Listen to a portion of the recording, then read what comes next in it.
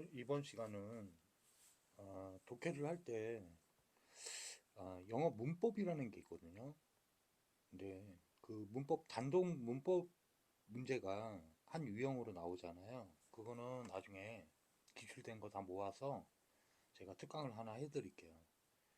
지금 하는 거는 독해에 도움이 되는 가장 기본적인 문법만 좀 특강을 해드리려고 합니다. 자, 천천히 설명드릴 테니까 기초가 없는 분, 지금 저학년들이나 영어에 아주 기초가 없는 분들 있죠. 꼭 들으셔야 됩니다. 자, 문법은 어떻게 되어 있냐면요. 구문과 품사, 용법. 자, 크게 나누면 이렇게 나눠져요. 자, 기본 구문이라고 들어보셨을 거예요. 제가 늘 얘기하는 그 기본 5형식이라고 부르는 거죠. 자, 1형식은 주어 동사로 되어 있고요. 한 문장이. 그러면 이것만 있느냐? 그렇지 않습니다. 제가 그 전에도 얘기했지만 모디피어라는 수식어구, 꾸민말이라는 게 있어요. 부사구나 전치사구 같은 걸로 이루어진 겁니다. 그죠? 자, 이건 꾸며주는 거잖아요. 새가 난다, 해가 뜬다. 자, 이거는 동사만으로도 완전한 의사 전달이 돼요. 이걸 완전한 문장이라고 하는 거죠. 영어는 이렇게 말하는 어순이 5종류로 정해져 있습니다. 자, 이게 문장이 구분이 된다는 거는 독해가 쉬워지겠죠. 자, 그러면 이 형식은 어떻게 됐냐면 주어 동사하고 여기는 비동사 계열이라는 동사가 나와요. 이거는 주격 보어인데 이 보어는 이 C가 컴플먼트, 즉 보충하다라는 의미를 가지고 있습니다. 이 보어라는 것은 주어의 상태라든지 명사적 의미를 보충해줘요. 비동사만으로는 의사표현이 완전하지 않기 때문에 주어를 설명해주는 의미로 사용되는 거죠. 자, 3형식은 난 라면을 먹었다. 이런 식으로 무엇을 하고 목적어가 필요한 동사예요. 이거를 타동사로 부르는데 자동사는 목적어가 필요 없는 동사를 말하고 목적어가 필요한 동사를 타동사로 불러요. 자, 이렇게 목적어만 있으면 완전한 의사표현이 되는 것을 완전한 문장이라고 부릅니다. 4형식은 대표적인 게 기부동사 같은 이 방향성 있게 준다 라는 기본 동사를 가지고 이렇게 간접 목적어, 직접 목적어 이렇게 나눠집니다. 준 대상이 뭐 책을 줬다 너에게 그럼 어떻게 됩니까? I give 준다 you the book 이렇게 되는 거예요. 너에게 책을 준 거죠. 주긴 줬는데 직접 목적어가 이렇게 있는데 영어는 특징이 사람을 먼저 쓰는 게 특징이에요.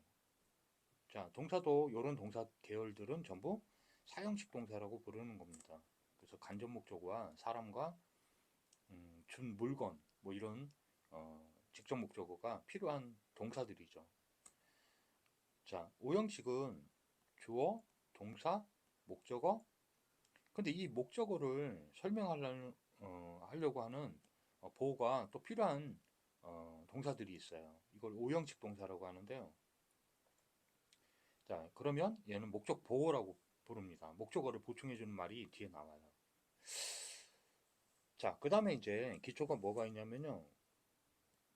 자, 기초 설명 요거 하기 전에, 품사 하기 전에 이 기본 구문을 분류할 수가 있으면요. 독해가 이 어순의 순서대로 독해가 됩니다. 근데 이 꾸민 말은요. 여기 나올 수도 있고 맨 앞에 나올 수도 있어요. 제 말 이해 갑니까? 그래서 제가 요거 박스 치는 연습을 먼저 하라고 그랬죠. 전치사나 부사가 있으면 묶으면 꾸민말로 꾸며주는 독해를 하면 돼요. 요거 먼저 찾아내서 요 기본 독해를 하는 게 가장 기초입니다. 어, 요 기본 5형식에서 모두 변형이 일어납니다. 특수구문까지 요거는 제가 따로 특강을 꼭 해드릴게요. 이 구문의 종류를 변형 구문까지 해가지고 특강을 할 겁니다. 이거 좀 몇 시간짜리 돼요. 이거 깁니다. 이 구문들을 다 숙지하면 독해가 굉장히 쉬워지거든요. 상관 구문까지 다 해드릴 겁니다. 자, 이해 갔죠? 자, 그러면 품사로는 뭐냐면, 이 품사라는 것은 이 문장의 성분이 어떠한 이름을 갖고 있는 요 사가 단어하고 비슷한 단어예요. 이해 갑니까? 구, 절이 있거든요. 어나 사는 단어 하나를 말하는 거고, 구는 단어 2개 이상을 말해요. 절도 단어 2개 이상 갖고 있는데, 구하고 절은 다른 점이 하나 있어요. 절은 주어 동사를 갖습니다. 2개 이상의 단어로 이루어져 있는 것을 구 또는 절이라고 부릅니다. 자, 그 다음에 품사에는 11품사를 주장하는 학자도 있고요. 8품사를 주장하는 학자도 있어요. 중요한 것은 요 기초적인 품사의 종류를 알고 있으면 되고요. 이 품사는 이 문장 성분에 쓰이고 있는 기능과 역할을 가지고 있는 단어들의 이게 이제 우리 사람에 대해서도 인품이 있고 인격이 있고 그죠? 인성이 있죠. 이 단어도 그 지위와 역할에 맞는 자기의 성분의 이름들이 있습니다. 요거를 품사라고 부르는 거예요. 명사는 이름 명자죠. 예를 들어서 책상, 스탠드 이렇게 고유한 그 물체의 이름들이 다 있습니다. 그죠? 예를 들면 자, 대명사라고 하는 거는 대신 부르는 이름이에요. 예를 들어서 스탠드도 이것, 저것 이렇게 부를 수가 있어요. 그러나 특정 이름이 아니란 말이에요. 그래서 여기 대신 대자를 쓰는 겁니다. 모든 명사를 대신해서 쓸 수 있는 명사를 말하는 거예요. 형용사는 형용하는 겁니다. 형용이 뭐냐면요. 형용은 뭐냐면 상태, 형태, 상황 이런 거를 나타내는 단어들이에요. 그래서 형용사는 그런 의미를 갖고 있고요. 부사는 보충으로 꾸며준다라는 한자예요. 부사가 이렇게 생겼거든요. 한자로 이렇게 생겼죠. 그죠? 그래서 그런 부가적인 의미를 덧대주는 역할을 하는 단어다. 전치사는 명사 앞에 놓인다 해서 전 앞전자에다가 둘치자 그죠? 사 이렇게 되는 거예요. 아이고. 자, 이렇게 되는 겁니다. 그러니까 왜 앞에 놓는다 라고 쓰인 거냐면 명사의 앞에 놓는다라고 해서 전치사가 된 겁니다. 얘도 이 부사와 전치사도 따로 묶어서 나중에 특강을 좀 해드릴게요. 왜 그러냐면 생각보다 우리가 학원에서 강의를 많이 해주지 않는 거가 부사하고 전치사예요. 부사하고 전치사의 기능과 의미가 굉장히 다양하거든요. 자, 요거는 그래서 나중에 특강으로 요것도 빼서 특수구문 해준 다음에 또 다른 특강으로 부사와 전치사의 의미에 대해서 강의를 많이 해드릴게요. 그 다음에 여러분 아시는 동사가 있습니다. 동사. 예, 동작이나 사건을 나타내는 품사죠. 접속사는 무언가 접속하는 거예요. 연결한다라는 한자죠. 예? 접한다. 뭐를 접하는 겁니까? 앞문장과 뒷문장. 주어 동사와 주어 동사. 절과 절. 구면 구. 어면 어. 자, 이렇게 연결할 수 있어요. 접속사도 크게 나누면 대등 접속사와 종속 접속사로 나누어집니다. 자, 요런 짜질구리한 문법들은 제가 모아서 특강을 꼭 해드리겠습니다. 그 다음에 이제 나머지 감탄사라는 게 있어요. 자, 감탄사라는 게 품사로 있습니다. 자, 여기서 중요한 것은 오늘 해드리려고 하는 거는 많은 문법이 이 각 품사론에서도 각각의 쓰이는 법칙이 있을 거 아닙니까? 형용사는 어떻게 쓰인다, 전치사는 어떻게 쓰인다, 용법이 있을 건데, 오늘 여기서는 크게 나눠서 모든 참고서가 강조하고 있는 명사적 용법, 형용사적 용법, 부사적 용법, 이렇게 세 가지만 해드릴게요. 자, 이게 뭐냐면 이 기본 구문하고도 관계가 있는데요. 이 명사적이다라는 거는 문장 성분에서 예를 들면 주어로 쓰이는 경우예요. 주어로 쓰이는 경우를 명사적 용법이다. 이 명사들은 거꾸로 얘기하면 주어에 쓰일 수 있다. 이렇게 말하죠. 이해 가십니까? 그 다음에 주격 보어로 쓰일 수 있다. 세 번째, 목적격 보어로 쓰일 수 있다. 즉 한마디로 말해서 명사 보어라고 부르는 건데 보어로 쓰일 수가 있어요. 자, 그럼 보어라는 걸 알면 아, 얘는 명사구나 알 수 있다는 뜻이 되잖아요. 그 다음에 네 번째가 뭐냐면 명사용법은 동격으로 쓰일 수가 있습니다. 동격. 앞에 언급한 단어나 문장하고 뒤에 나오는 단어가 같을 때, 뭐가? 의미가 같을 때. 이거를 동격이라고 그래요. 동격의 격이 이게 품이 있는 것처럼, 품사가 있는 것처럼 격이 있어요. 그죠? 격에는 주격이 있고요, 목적격이 있고요, 복격이 있어요. 자, 이런 게 있다. 기초 정도만 이해하시면 됩니다. 자, 그러면 이제 형용사는 이 품사들이 어떻게 있을 때 형용사의 용법이 나타나는 거냐면 크게 두 가지로 나타납니다. 하나는 서술적 용법으로 독해가 돼요. 두 번째는 한정용법 또는 제한용법이라는 용법으로 usage, 즉 용법은 사용하는 방법이잖아요. 이 형용사를 사용하는 방법입니다. 명사를 사용하는 방법이에요. 그럼 그 자리가 독해가 주어처럼 되는 거죠. 보어처럼 되는 거죠. 동격처럼 되는 거죠. 제 말 이해 갔습니까? 형용사는 서술어처럼 쓸 수 있어요. 어떻게요? 비동사 계열하고 합쳐져서 형용사가 서술어처럼 쓰입니다. 형용하는 형용사로 쓰이는 게 아니라 합해져서 서술어처럼 독해를 해야 돼요. 한정용법은 이 제한용법 같은 말인데요. 명사어를 앞에서 꾸며줍니다. 형용해줘요. 예를 들어서 유용한 책, 이렇게 되면 유용한이 책을 앞에서 꾸며줘요. 형용사는 위치가 되게 중요하거든요. 위치 어렵지 않아요. 뭐냐면 단어 하나로 이루어져 있으면 앞에서 수식합니다. 이거를 전위 수식이라고 불러요. 또 하나는 뒤에서 단어 2개 이상 되면 후위 수식이라고 뒤에서 꾸며주는 자리로 이동합니다. 쌤, 썸띵이나 이런 거 보니까 뒤에 형용사가 단어 하나가 그냥 딱 나와 있는데, 요 단어는 단어 하나일지라도 예외죠.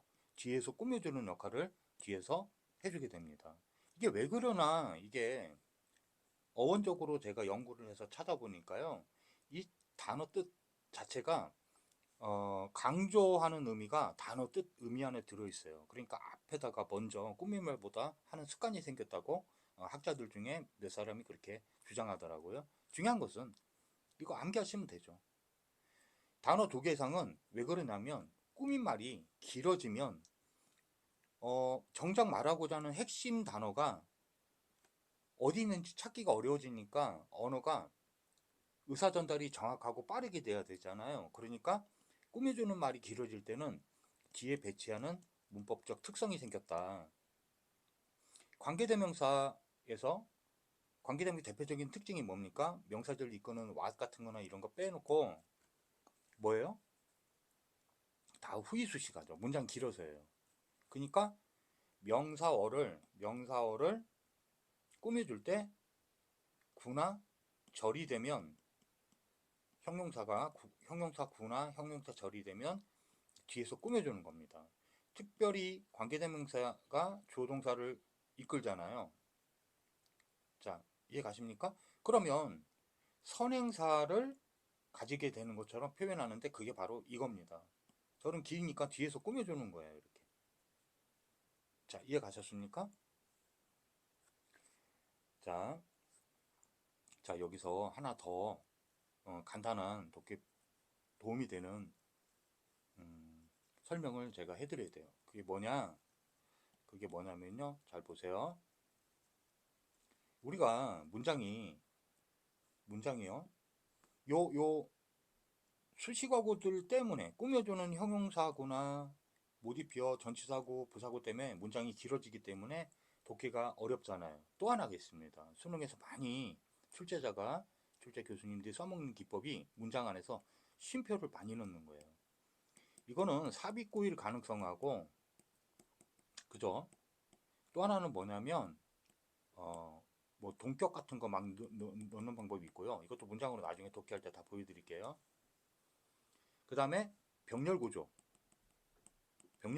때 이것도 설명은 간단하게 한번 드렸거든요. 앞에 뭐 예를 들면 과일을 설명하는데 나 이런 거 먹었어. 근데 A 같은 과일 먹고 B 같은 과일 먹고 C 같은 과일 먹고 and 그리고 또 D 같은 과일 먹었어. 그럼 다 과일 종류예요. 이걸 병렬 또는 나열이라고 부르거든요. 열거하는 거죠. 자, 이해 갔습니까? 무슨 얘기인지? 그러면 쉼표가 많아지면요. 또 요 과일만 뒤에서 이렇게 관계대명사나 이런 걸로 꾸밀 수 있단 말이에요. 그러니까 길어지는 거죠. 헷갈리게 하려고. 자, 이거는 이제 출제자가 수능 영어에서 독해를 어렵게 만드는 방법들이에요. 또 하나가 뭐냐면 굉장히 중요한 구문과 문법을 하나 아셔야 되는 게 뭐냐면 준동사입니다. 이 준동사라고 하는 건요. 동사에 준하는 거예요. 동사와 비슷하다. 대표적인 준동사가 뭐죠? 부정사가 있고요. 두 번째는 동명사가 있고요. 세 번째는 분사가 있어요. 여기에는 용법이 있는데요.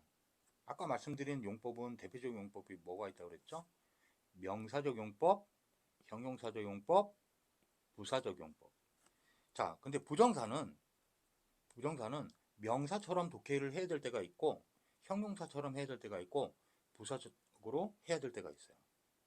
그래서 이게 보시면 명사적 용법을 갖고 있고 두 번째는 형용사로도 쓰이고요. 이 투부정사가 부사로도 쓰입니다. 부사로 쓰일 때는 이유, 목적, 원인, 감정, 판단, 뭐 종류가 굉장히 많아요.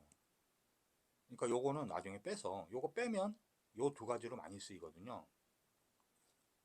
자, 제 말 이해 가십니까? 만약에 이런 거예요. 형용사로 투부정 쓰였다. 뭘로 할까요?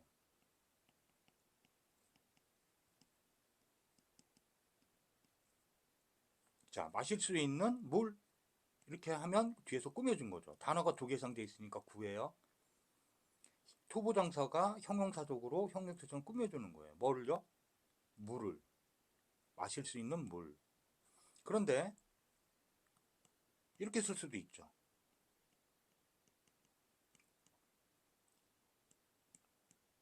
자, 물을 마신다.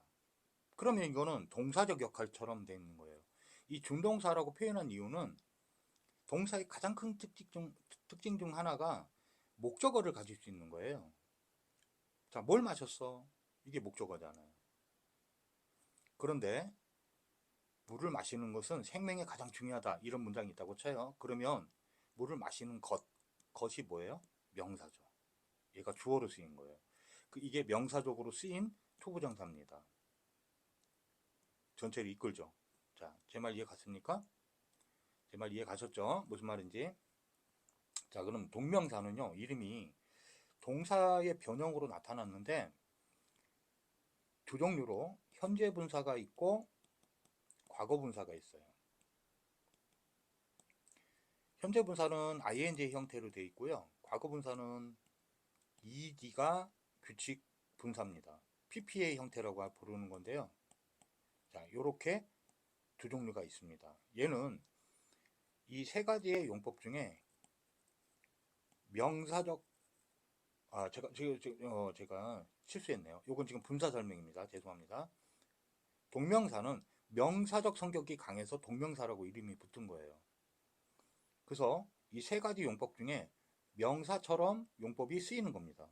그러면 아까처 말씀드린 동명사는 주어로 쓰일 수 있고 주격 보어로 쓰일 수 있고 목적 보어로 쓰일 수 있고 동격으로 쓰일 수 있는 거죠. 그래서 이 용법 간단하지만 암기해 놓으시고 문장을 독해 연습을 하시다 보면 독해가 쉬워지는 걸 알 수 있어요. 분사는 이렇게 현재 분사와 과거 분사. 그럼 얘는 무슨 용법이 있냐? 동명사는 명사적 용법이 강한데 분사는 형용사적 용법이 강하다. 그럼 분사는 다 꾸며주는 기능으로 쓰일 때가 많네요. 또는 비동사가 합쳐서 서술적 용법, 서술어처럼 독해가 되겠네요. 자, 오늘은 되게 간단하게 아주 기초기 때문에 여기 지금 뭐 등급이 상위 등급이 나오고 있는 사람들은 굳이 들을 필요 없고요. 여기 다양하게 1학년부터 다 들어오기 때문에 독해를 위한 아주 기본적인 문법 설명을 드렸습니다. 독해 필요한 거고요. 제가 독해 특강을 할 때 이런 용어들을 쓰면 숙지가 완전히 돼 있어야 돼요. 아주 기초예요. 기초 중에 기초니까 요거 특히 준동사 이제 나중에 설명드립니다. 독해 속에서. 자, 요 강의 숙지 하시면 되고요. 다음 이어서 또 강의, 좋은 강의 또 만들어 드릴게요.